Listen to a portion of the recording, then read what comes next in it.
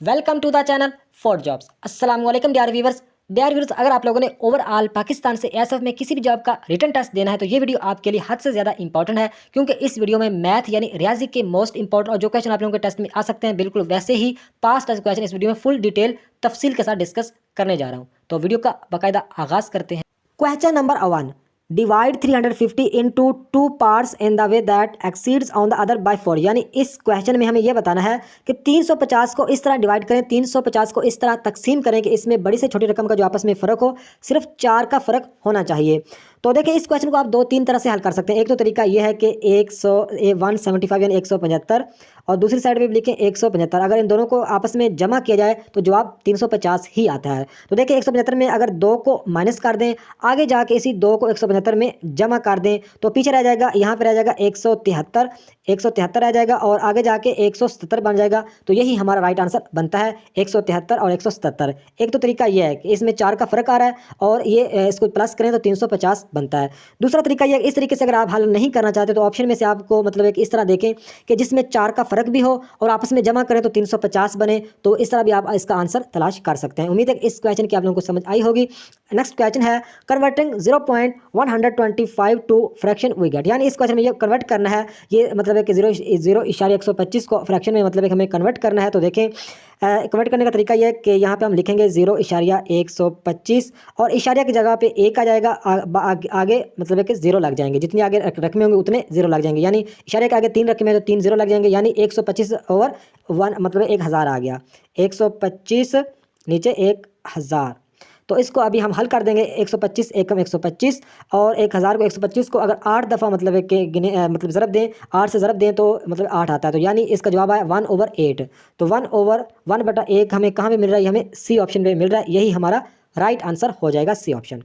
तो next question है by changing the fraction 4/5 into percentage. यानी मतलब 4/5 के फ्रैक्शन को हमें परसेंटेज में कन्वर्ट करना है, चेंज करना है। तो देखें यहाँ पे हम क्या लिखेंगे, 4/5 ज़रब कर देंगे 100। तो हमारा राइट आंसर आ जाएगा 5 एकम 5 और 5 20 20 को 5 ज़रब करें 100 बनता है। तो 20 को 4 से ज़रब करेंगे 20 चौका 80। तो ये हमारा राइट आंसर आ जाएगा, सी ऑप्शन पे मिल रहा है 80 हमारा राइट आंसर आएगा। यानी क्या करना है, 4/5 ज़रब 100 करना है, इसको हल करेंगे तो इसका जवाब आएगा 80। सी ऑप्शन पे हमें मिल रहा है। तो नेक्स्ट क्वेश्चन है a watch after every 12 hours goes fast by 3 minutes. How many minutes will it go fast in 14 days? यानी इस क्वेश्चन को आप लोगों ने समझना। इस क्वेश्चन में ये कह रहे हैं कि एक वॉच है, एक घड़ी है जो कि आफ्टर एवरी यानी मतलब है कि हर 12 घंटे के बाद 3 मिनट वो मतलब 3 मिनट वो तेज़ हो जाती है। यानी हर 12 घंटों के बाद वो 3 मिनट तेज़ हो जाती है। तो आगे कह रहे हैं कि how many minutes will it go fast in 14 days. यानी 14 डेज में वो कितने मिनट तेज़ होगी। सिंपल इसमें इस क्वेश्चन में ये कह रहे हैं कि एक घड़ी है जो कि हर 12 घंटों के बाद 3 मिनट तेज़ हो जाती है। तो हमें इस क्वेश्चन में ये बताना है कि 14 दिनों में वो कितनी तेज़ होगी, कितने मिनट तेज़ होगी। नीचे इन ऑप्शन में से हमें राइट आंसर बताना है। तो देखें 12 घंटों में वो 3 मिनट मतलब है कि तेज़ होती है 12 घंटों में। तो एक दिन में 24 घंटे होते हैं। एक दिन में कितने घंटे होते हैं? 24 घंटे होते हैं। 12 घंटों में 3 मिनट होती है तो 24 घंटों में कितनी होगी?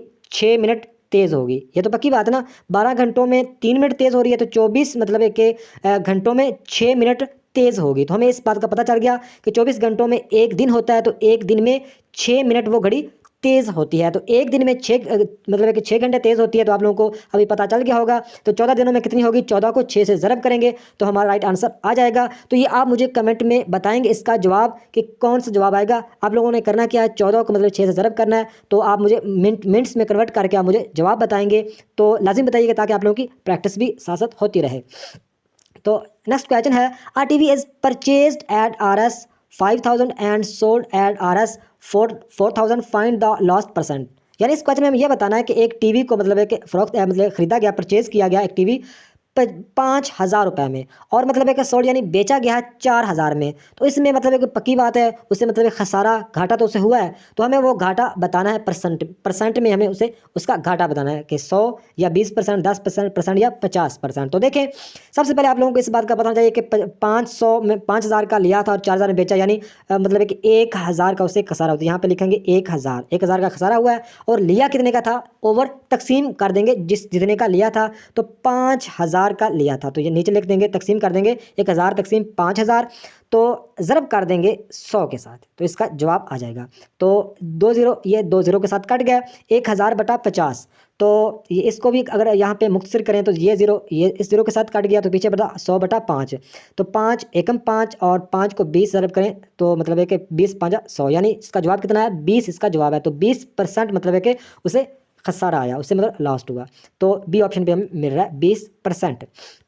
तो नेक्स्ट क्वेश्चन है, a person bought a house for RS 50 lakh, after 2 years he sold the house at profit of 5%, how much profit he made. यानी इस क्वेश्चन में हमें यह बताना है कि एक पर्सन ने, एक शख्स ने एक हाउस मतलब है कि बाट किया था, कितने का, 50 लाख रुपए का। तो आफ्टर 2 ईयर यानी 2 सालों के बाद उसे उसने मतलब सोल्ड किया, यानी बेच दिया 5% के मुनाफे पर। तो हमें इस क्वेश्चन में यह बताना है कि उसे मतलब है कि जो मुनाफा हुआ था वो कितने रुपए में हुआ था। हमें परसेंट में नहीं बताना, हमें बताना है कितने रुपए में उसे मुनाफा हुआ था। उसे 5% तो मुनाफा हुआ, लेकिन उस 5% के कितने पैसे बनते हैं ये हमें बताना है इस क्वेश्चन में। तो देखें, सबसे पहले हम क्या करेंगे कि उसने मतलब है कि 50 लाख का उसने ख़रीदा था, 5% उसे मतलब है कि क्या हुआ है, 5% का उसे मुनाफा हुआ है। तो हम सबसे लिखेंगे, सबसे ऊपर लिखेंगे 5%, तो परसेंट हमेशा 100 से निकलती है, तो हम क्या करेंगे, 5 तकसीम कर देंगे 100 और ज़रब कर देंगे जितने का उसने ख़रीदा था। तो यहाँ पे लिख देंगे 50 लाख, यहाँ पे 50 लाख लिख देते हैं, ये 50 लाख लिखा गया, काई दाई सैकड़े हज़ार 10 लाख 10 लाख, यानी 50 लाख लिखा गया। तो हम क्या करें, इसको हल करना है अभी। ये 2 ज़ीरो एंड वाले 2 ज़ीरो से कट जाएंगे और पीछे मतलब रह जाएगा काई दाई सैकड़े हज़ार 10, यानी मतलब है कि 50,000 को हम 5 से ज़रब करना है। तो 50,000 को 5 से ज़रब करेंगे तो हमारा राइट आंसर आ जाएगा। तो ये इसका कितना राइट आंसर आएगा आप मुझे कमेंट में ये भी बताइएगा। अगर इसको हल करेंगे तो थोड़े से मतलब एक टाइम ज़ाया हो जाएगा, तो सिंपल आप लोगों को तरीका इसका बता दिया। तो नेक्स्ट क्वेश्चन है, इस क्वेश्चन को आप लोगों ने समझना है, काफ़ी मतलब एक इंपॉर्टेंट और काफ़ी मतलब एक ट्रिकी क्वेश्चन है। इस क्वेश्चन को आप लोगों ने समझना है। 3 candidates in a election received 1136, 7636 and 11628 votes respectively.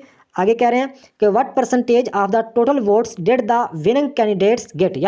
यानी इस क्वेश्चन में ये कह रहे हैं कि तीन आम अल्फाज में समझो कि तीन मतलब एक कैंडिडेट्स मतलब एक तीन कैंडिडेट्स ने इलेक्शन लड़ा है, उसे मतलब है कि वोट मिले हैं। कितने वोट मिले हैं? एक कैंडिडेट को 1136, दूसरे कैंडिडेट को 7636 और तीसरी कैंडिडेट्स को 11628। तो इन तीनों में आप लोगों को इस बात का तो पक्का पता चल गया कि जिसके 11628 हैं वो विन है, मतलब है कि वो जीत गया है। तो हमें यही बताना है, मतलब 11628 जिसके हैं वो कैंडिडेट्स विनर है, मतलब एक विनर है, उसने मतलब एक इलेक्शन जीत लिया है।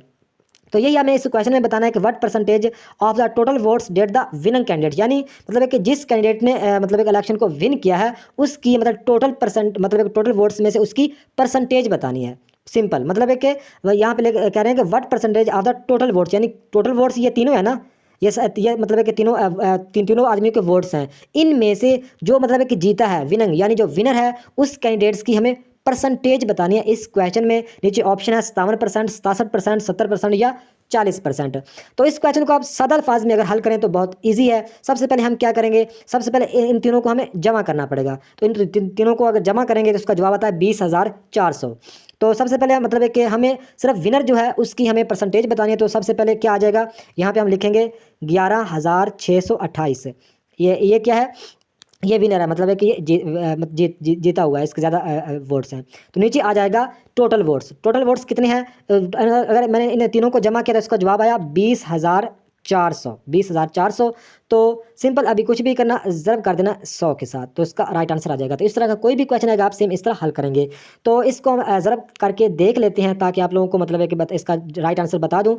तो यहाँ पर लिखते हैं 11,628, 11,628 और ज़रब करेंगे 100 के साथ और तकसीम कर देंगे टोटल वोट्स के साथ। टोटल तीनों के वोट्स थे 20,400, तो इसका राइट आंसर आएगा 57 यानी 57।